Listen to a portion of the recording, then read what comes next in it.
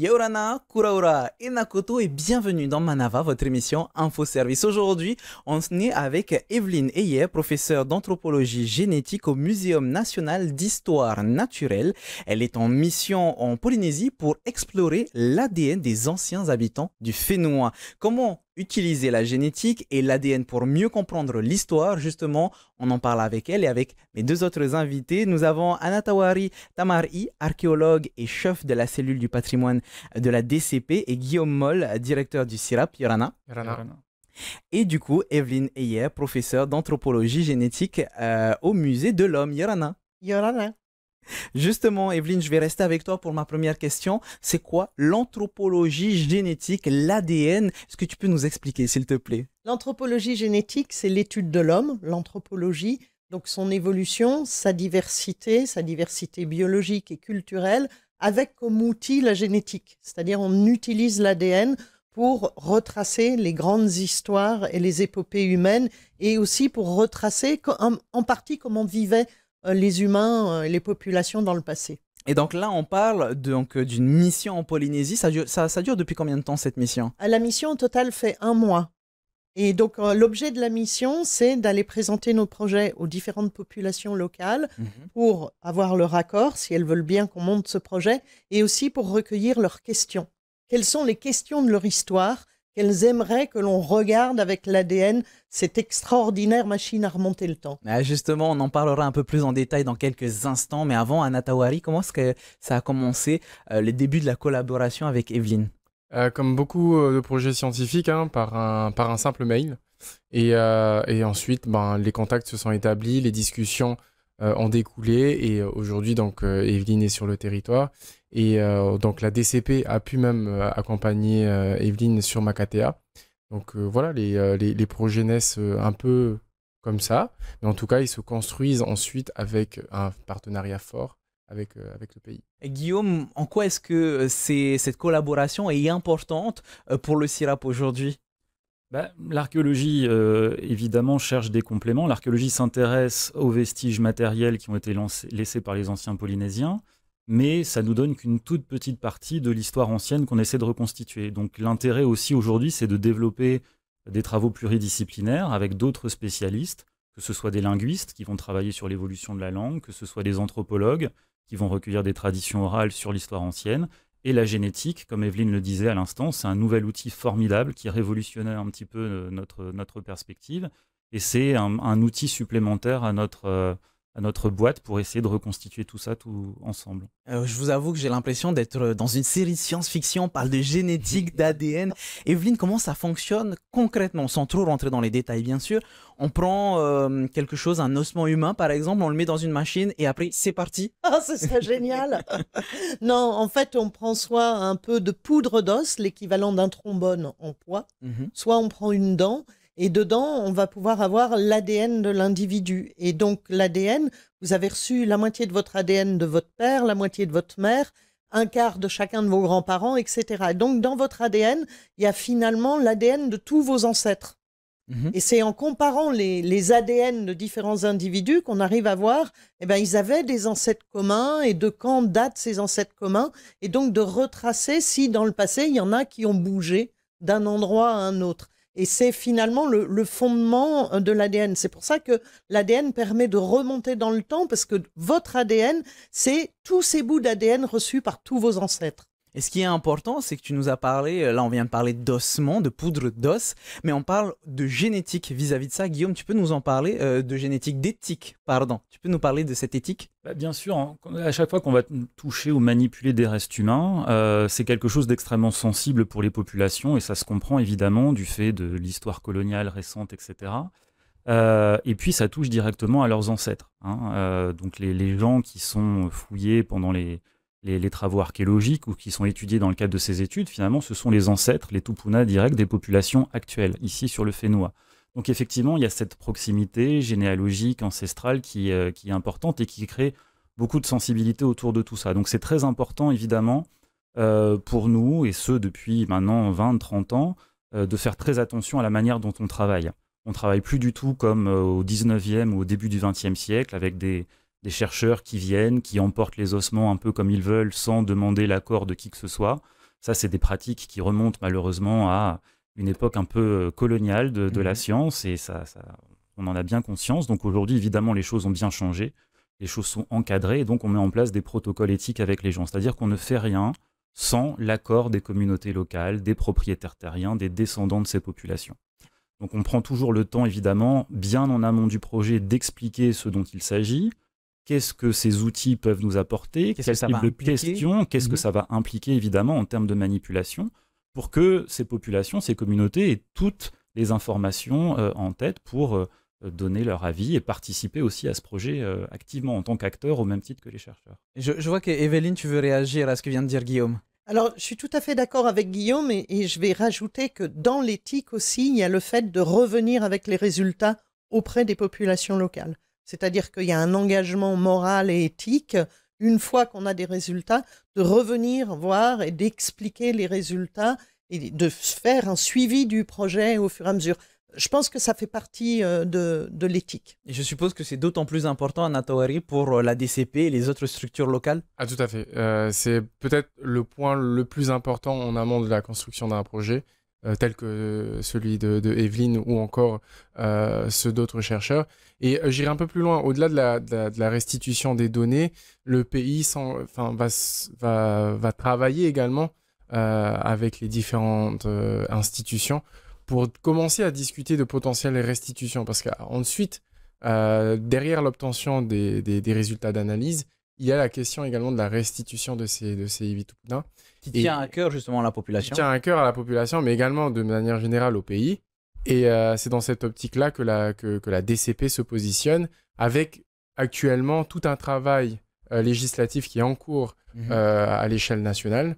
Et donc, la DCP et le pays a un regard un peu attentif sur cet aspect des choses. C'est un détail, mais qui est important.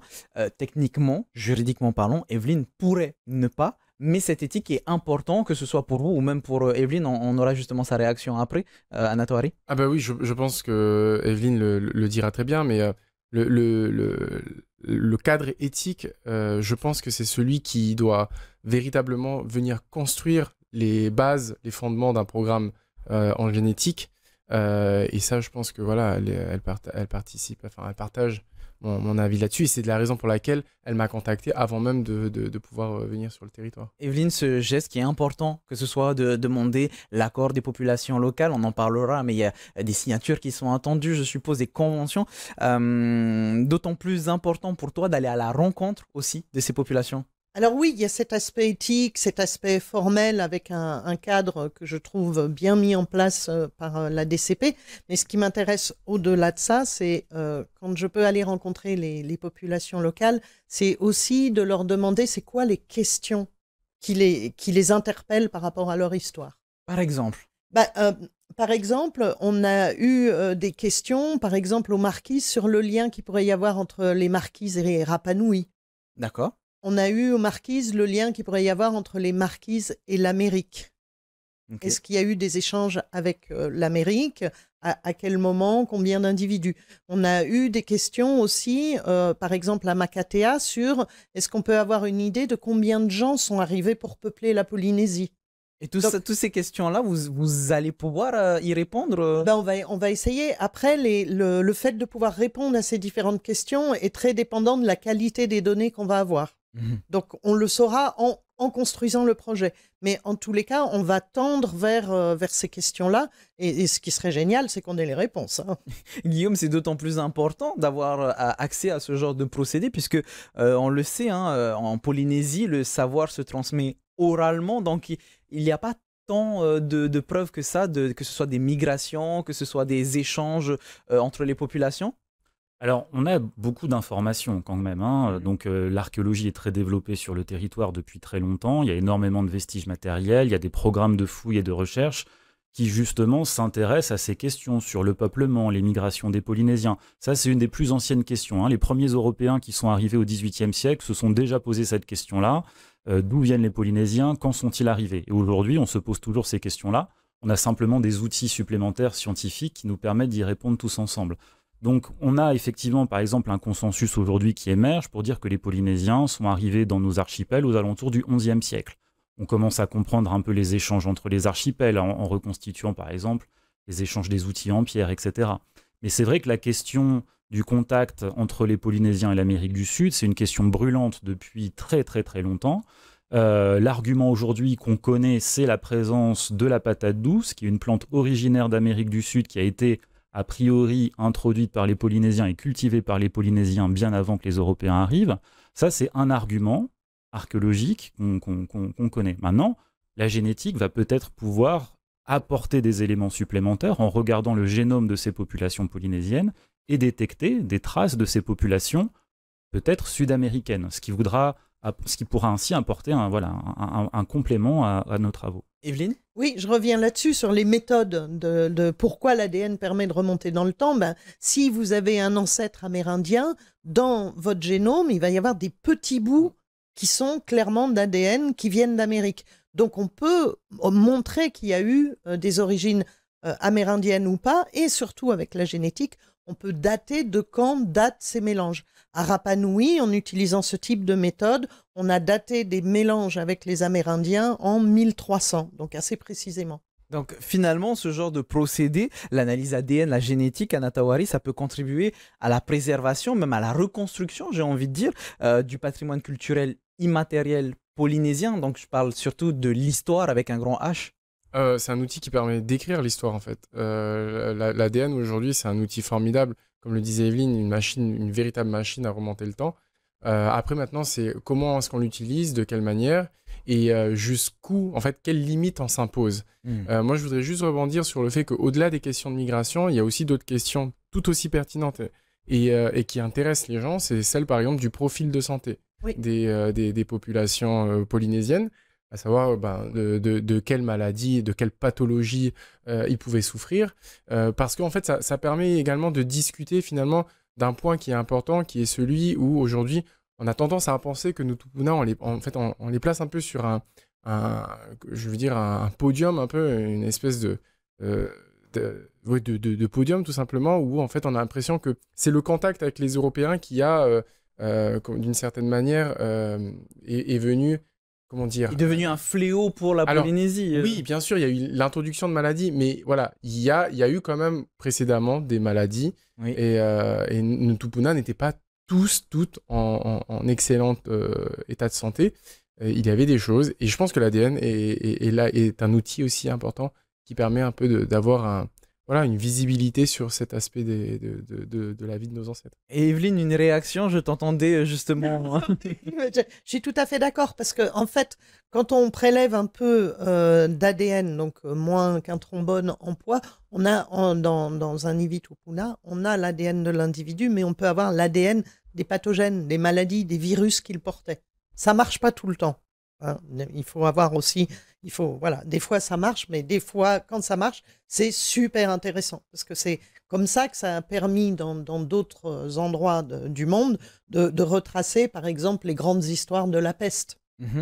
De quand elle a daté, d'où elle venait, etc. Et donc, de la même manière, on peut imaginer ici, dans les ivi-tupuna, peut-être de voir certaines maladies qu'il y avait même avant le contact européen. Alors, on parle de ces ivi-tupuna, de ces analyses ADN. Ça veut dire que vous allez prélever ou il y a déjà des ossements existants? Alors moi, dans mon cas, j'ai un projet sur les collections qui sont au Musée de l'Homme, qui ont été ramenées par des explorateurs au 19e ou au 18e siècle, par des missionnaires, par des médecins de la marine, par des médecins sur place, et qui sont dans les collections depuis le 19e siècle. Et finalement, maintenant, on a des outils, des nouveaux outils, dont notamment l'ADN, pour que ces ivi-tupuna puissent parler, en quelque sorte, puissent raconter une histoire du pays. Et donc, je pense que c'est une chance. On est à un bon moment de la science, voilà, pour pouvoir faire quelque chose. Donc, ça veut dire que par rapport aux études, par exemple, qui ont été menées au CIRAP, Guillaume, ça peut apporter des compléments d'information? Oui, bien sûr. Alors, ce qui est intéressant, c'est qu'ici, on a deux contextes. Comme Evelyne le dit, au Musée de l'Homme et dans d'autres musées ailleurs, d'ailleurs, il y a des collections qui remontent au 19e, 18e siècle. Alors, malheureusement, d'une certaine manière, ces ivi-tupuna sont un peu décontextualisés. C'était des pratiques de collecte à l'époque qui n'étaient pas très bien encadrées. On n'a pas beaucoup d'informations, même parfois sur l'endroit d'où ils viennent, le site, etc.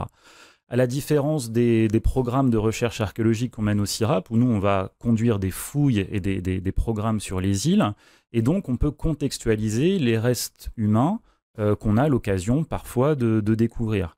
Et donc ça aussi, de notre côté, c'est important parce que recontextualiser ces Ivitupuna, ça nous ouvre aussi d'autres perspectives pour interpréter ces restes et surtout reconstituer une histoire aussi un peu plus fine de ces individus. Juste à titre d'exemple de ce qui est possible de faire avec la génétique, aux Marquises ou au Gambier ou à Tahiti autrefois, les pratiques funéraires étaient très complexes avant les Polynésiens, avant l'arrivée des Européens. Et c'était assez courant d'aller déposer les Tupuna dans des grottes ou dans des abris sous roches, dans la montagne. Donc on a eu parfois la chance et l'opportunité de travailler avec les communautés, d'étudier ces ensembles où on peut avoir 30, 40, 50 individus dans une toute petite grotte. Évidemment, quand on est face à des sites comme ça, que ce soit moi en tant qu'archéologue ou bien les gens qui m'accompagnent de l'île, se pose la question de savoir quelle est la relation entre ces individus. Pourquoi est-ce qu'on a 40 individus qui ont été déposés dans cette grotte? Est-ce que c'est la même famille? Est-ce que c'est plusieurs générations d'une même famille, d'un même clan qui ont été mis à ce même endroit? Du coup, ça nous renvoie aussi un peu on essaie d'aborder un peu la pensée symbolique, de reconstituer les pratiques funéraires, la manière dont les gens géraient leurs morts dans l'espace. Donc la génétique aussi, c'est aujourd'hui un des seuls outils qui nous permet d'aller dans ce niveau de résolution, d'interprétation et d'analyse. Il y a aussi la rencontre avec les populations dont on parlait tout à l'heure. C'est pour cette raison que vous êtes parti aux Marquises, à Makatea par exemple, à Natawari. Vous êtes allé à la rencontre des populations, parfois peut-être déjà pour avoir leur avis et leur accord, comme on parlait d'éthique tout à l'heure, mais ça peut aussi apporter des réponses à ces questionnements. Alors justement, on parlait d'éthique tout à l'heure, c'était un des points de démarrage du projet, d'Evelyne, c'était OK, on se rencontre sur Tahiti et ensuite on organise des déplacements dans les îles, c'est-à-dire les îles qui sont concernées par les collections du Musée de l'Homme. Et donc Evelyne avait au préalablement identifié ces îles. Et donc moi j'avais pris mes dispositions pour accompagner Evelyne sur l'île de Makatea. Et donc à Makatea, on a organisé donc une réunion avec le Tavana, mais également l'ensemble de la communauté, en tout cas celle qui était présente ici sur l'île. Et ça a été l'occasion pour Evelyne d'expliquer finalement son projet et de demander surtout aux populations quelles étaient les questions qui les intéressaient et d'Evelyne donc de répondre de comment est-ce qu'elle pourrait répondre à ces questions-là. Evelyne, justement, mis à part la météo qui était capricieuse, comment ça s'est passé, ces voyages, que ce soit à Makatea ou aux Marquises, concrètement? La population était réceptive, était curieuse? Alors concrètement, oui. Donc à Makatea, là, c'était extraordinaire. On a été reçus par Julien Maille, qui a organisé le fait qu'on puisse parler avec beaucoup de gens de la population. Et après ça, dans les Marquises, on a pu rencontrer le Tavana. Non, ça s'appelle pas Tavana aux Marquises. Kaiki. Voilà, à Kaiki, voilà.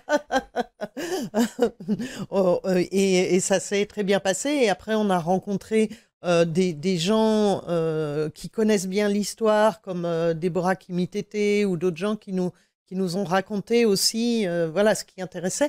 Et partout, la même réponse, ça a été oui, parce qu'avec les Ivitupuna qui sont au Musée de l'Homme, on remonte à l'histoire avant ou au début de la colonisation européenne. Donc on peut remonter à un pan de l'histoire où, comme tu le soulignais, c'était finalement, on avait une mémoire orale de l'histoire, donc il y a beaucoup de choses qui ont été perdues.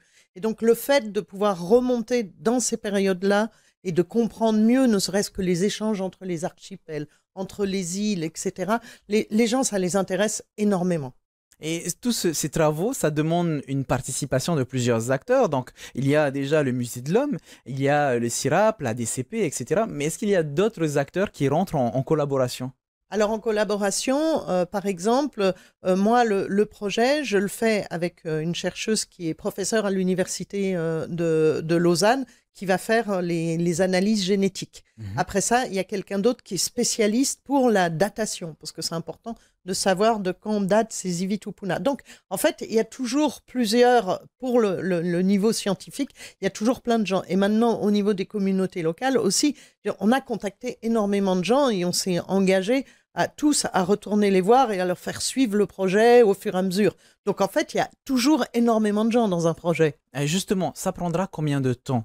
Est-ce que ça sera le mois prochain, on aura des réponses, ou ça sera dans 10 ans? Les premières réponses, c'est dans 2 ans. Dans 2 ans, je pense qu'on aura déjà le carbone 14. On pourra dire si les Iwit-Tupuna viennent bien de Polynésie, parce que c'est pas des Iwit-Tupuna qui ont été fouillés par des archéologues actuellement. Donc, il faut être sûr qu'ils viennent bien d'ici. On saura si c'est des hommes ou des femmes. Donc, on aura un début d'information qu'on pourra déjà faire un premier tour à la communauté locale.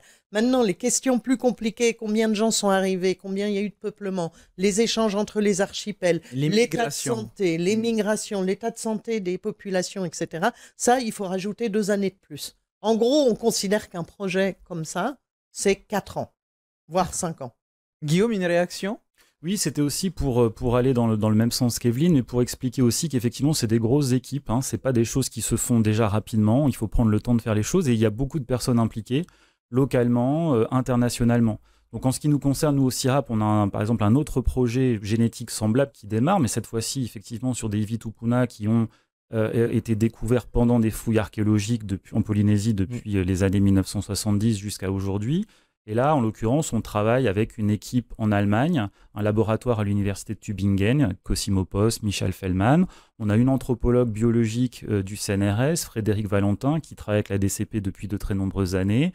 Et puis nous-mêmes, nos équipes d'archéologues sur place. Donc c'est vraiment aussi pour insister sur le fait qu'il y a un vrai travail pluridisciplinaire qui accompagne ce projet avec la communauté, évidemment, à chaque étape de ces recherches. Mais j'ai l'impression que la Polynésie française, c'est un véritable terrain de jeu pour les archéologues, Guillaume. Terrain de jeu, je ne sais pas si c'est le bon terme. En tout cas, il y a un potentiel énorme parce que l'archéologie, malgré tout, est quand même assez jeune. Je dis souvent à mes étudiants, c'est une discipline qui, ici, dans le Pacifique et en Polynésie française, c'est jeune. Les premières vraies fouilles archéologiques, elles ont commencé dans les années 50. C'est pas du tout comme en Europe ou comme en France où les préhistoriens travaillent déjà depuis le 16e, 17e siècle. Donc, on a fait beaucoup de progrès en 70 ans, 80 ans. Les méthodes ont évolué, les méthodes de datation ont évolué, les méthodes de fouilles ont évolué, les méthodes scientifiques de reconstitution de l'environnement ont changé. La génétique est arrivée. Ça, aujourd'hui, c'est une petite révolution pour tous les archéologues à travers le monde. Mais effectivement, ici, où beaucoup de questions se posent encore, on apporte des réponses chaque année un petit peu plus, mais on va pouvoir apporter et aller plus loin dans nos interprétations. Et donc, si on revient sur le projet d'Evelyne Anatawari, on pourra avoir accès peut-être à ces réponses, je suppose, d'ici la fin de ces études? Je pense que dès que les réponses seront obtenues par Evelyne et son équipe, elle s'est engagée de toute manière à venir les restituer. Et non, juste pour revenir sur ce que Guillaume disait, en fait, l'ADN aujourd'hui, oui, c'est un formidable outil dans la mesure où la colonisation du Pacifique, c'est l'une des plus grandes épopées maritimes. C'est peut-être la dernière partie de la Terre qui a été peuplée par l'être humain. Donc, il y a tous ces enjeux-là qui dépassent un peu aussi ceux de la Polynésie française à proprement parler. Donc, c'est bien qu'on puisse s'inscrire dans cette histoire à l'échelle mondiale et que des programmes comme ceux d'Evelyne, mais également ceux que l'emporte, puissent voir le jour et se développer de la meilleure des manières. Evelyne?